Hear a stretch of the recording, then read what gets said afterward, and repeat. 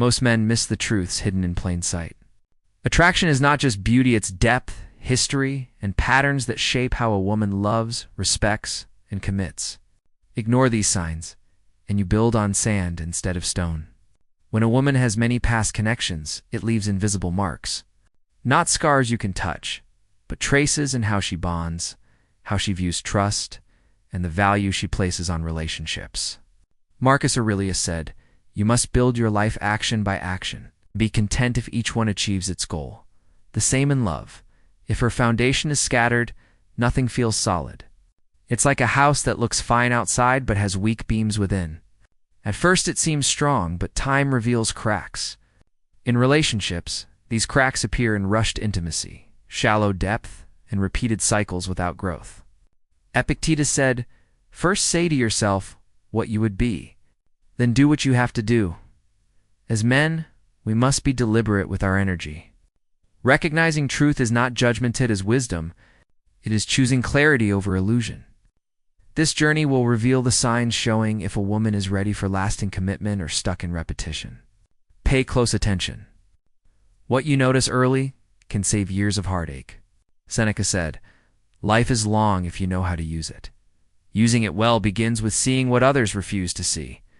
Some women may allow physical closeness, yet remain distant inside. Her laughter and affection look real, but there is an invisible wall you can't cross. This is one of the clearest signs intimacy has lost its deeper meaning.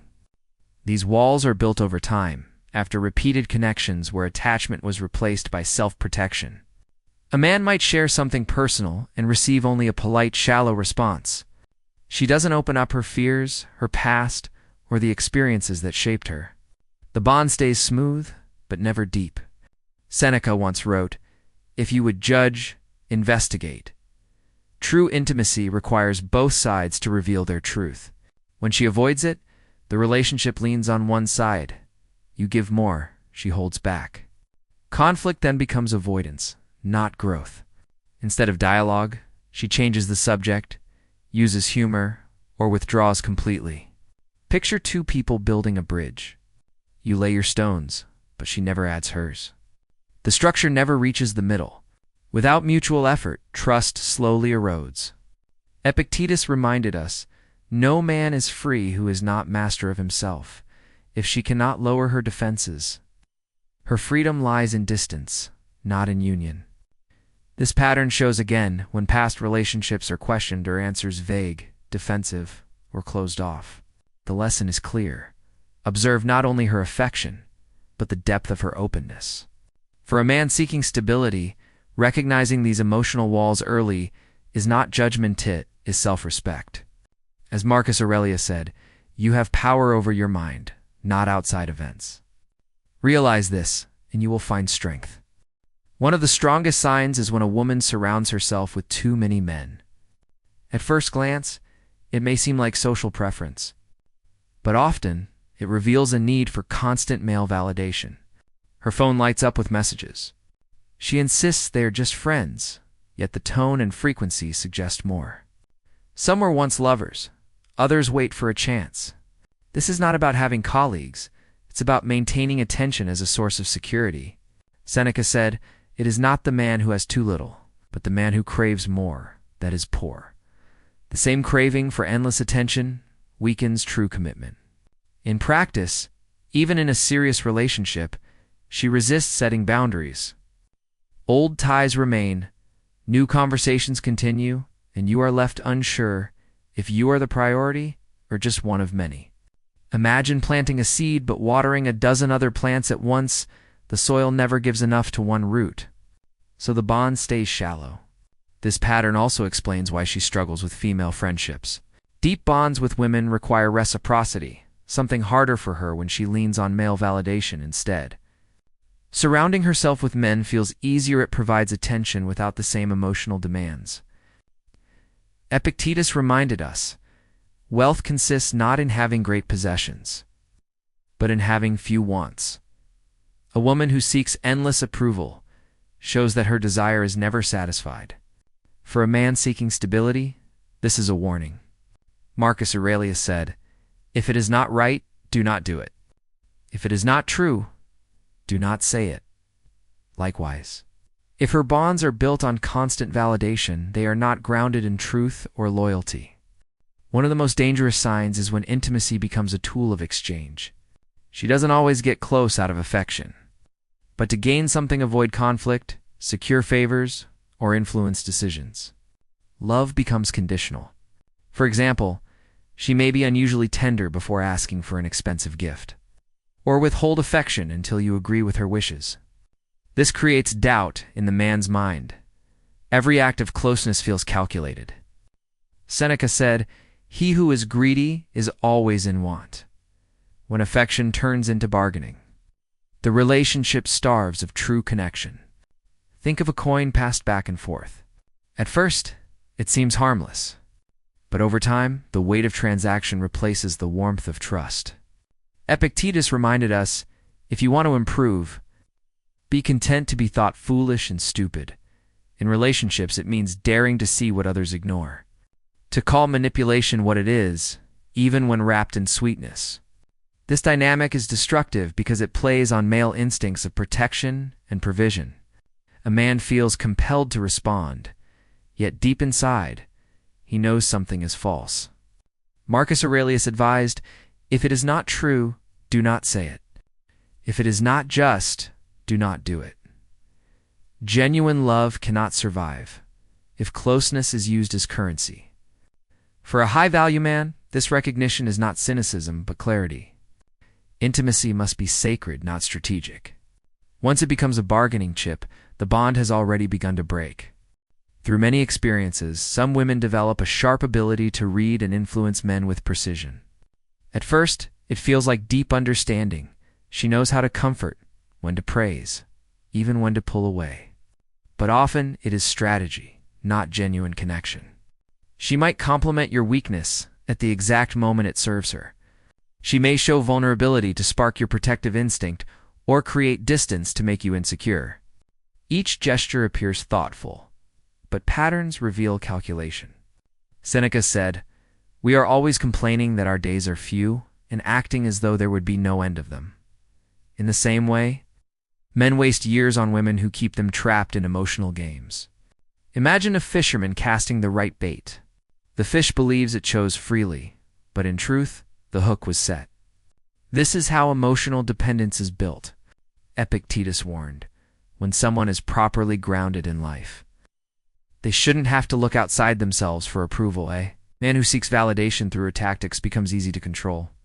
Marcus Aurelius advised, the happiness of your life depends upon the quality of your thoughts. If your peace depends on her approval, you are no longer free. Recognizing manipulation is not bitterness, it is strength. A woman who plays on the male mind with practiced skill reveals not devotion, but a pattern repeated many times before. For a man of value, the lesson is simple. Genuine love does not manipulate.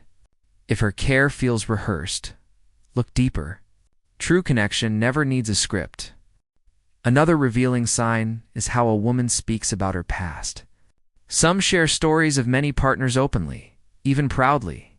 To the untrained eye, it looks like honesty or freedom. But to a discerning man, it signals how lightly she treats commitment. She may laugh about past adventures or call them learning experiences, while everyone has the right to their choices. When intimacy is spoken of casually, it loses weight. Seneca said, "He who is brave is free," yet freedom without responsibility often leads to chains, unseen patterns of shallow bonds that never last. Picture someone who treats every precious stone as common glass. Over time, its value disappears. In the same way, when intimacy is normalized without care, the uniqueness of a bond fades. Epictetus reminded us, it is not what happens to you, but how you react to it that matters. If her reaction to her past is dismissal or pride, it shows how she may react in the future with little depth. When questioned, she may become defensive, accusing men of insecurity. But Marcus Aurelius taught, if someone can show me I am wrong, I will gladly change, for I seek the truth. A woman unwilling to reflect on her past shows she is not seeking growth, only deflection. For a man seeking loyalty and stability, this openness without reservation is not honesty, is a warning. True freedom is not in boasting of the past, but in learning from it and valuing. A final sign is a relationship history marked by short cycles. Intense beginnings, sudden distance, and quick endings repeat again and again. To an observant man, the pattern is clear. Bonds never deepen, only restart. Often, a new connection begins before the old one ends. There is no pause for reflection, no space for growth. It is like planting seeds but pulling them out before roots form. Seneca said, "To be everywhere is to be nowhere."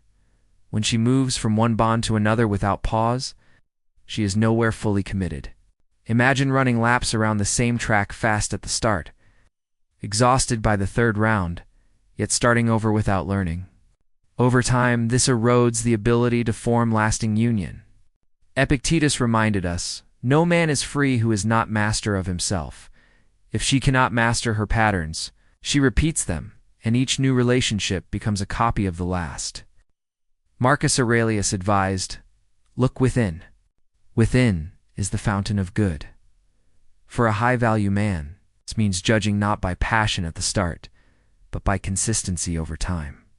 A woman who has lived in cycles of short overlapping bonds may not yet have the foundation for loyalty. The lesson is not judgment but clarity. Recognize the signs early, and you protect your time and heart. True partnership requires roots, not just sparks. Now you know the 7 hidden signs. Each one reveals more than words ever could. This is not about judgment. It is about wisdom. Marcus Aurelius said, "If someone is able to show me that what I think is not right, I will happily change. For I seek the truth." To see these signs is to seek truth, not illusion. Every gesture, every repeated pattern speaks louder than excuses. If you've overlooked these before, you know the cost: wasted time, broken trust, empty bonds. Seneca reminded us, "Life is long if you know how to use it." Do not spend it in cycles that rob you of growth. Spend it where loyalty, depth, and commitment exist. Ask yourself, how many of these signs have you ignored? How many times did desire blind you, only for regret to follow?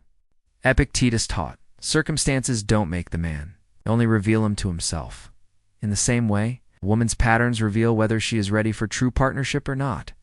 The decision is now in your hands. Choose clarity over illusion, self-respect over compromise. If this message resonates, share it with someone who needs to hear it. Leave a comment to affirm that you will no longer ignore the patterns that weaken your future. And remember to subscribe. So together, we continue learning the wisdom that protects and strengthens a man's path. The Stoics believed in discipline, clarity, and truth. Let those guide your heart, and you will never settle for less than what you truly deserve. Each sign is more than behavior. It is a reflection of patterns shaped by choices. The Stoics remind us that wisdom is seeing clearly what others choose to ignore. Marcus Aurelius said, "The object of life is not to be on the side of the majority, but to escape finding oneself in the ranks of the insane." To see truth is to step away from illusions shared by many. If you recognize these signs, do not argue, do not beg, observe. A man who values himself does not chase shadows. He builds on what is real. Epictetus taught, "First learn the meaning of what you say, and then speak." In relationships, first learn the meaning of what you see, then act. If the signs reveal instability, walk away with calm strength. Seneca reminded us, "Life is long if you know how to use it. Do not waste it entangled in shallow bonds. Use it to grow, to build, to choose partners who value loyalty and depth." Picture a man standing firm in the storm, not because the winds are soft, but because his roots go deep. That is how you must stand in love, steady, unmoved by games or illusions. So I ask you, will you ignore the signs again, or will you choose clarity? The answer shapes your future. If this message resonates, leave a comment, share it, and subscribe. Together, we walk the Stoic path, calm, disciplined, and free.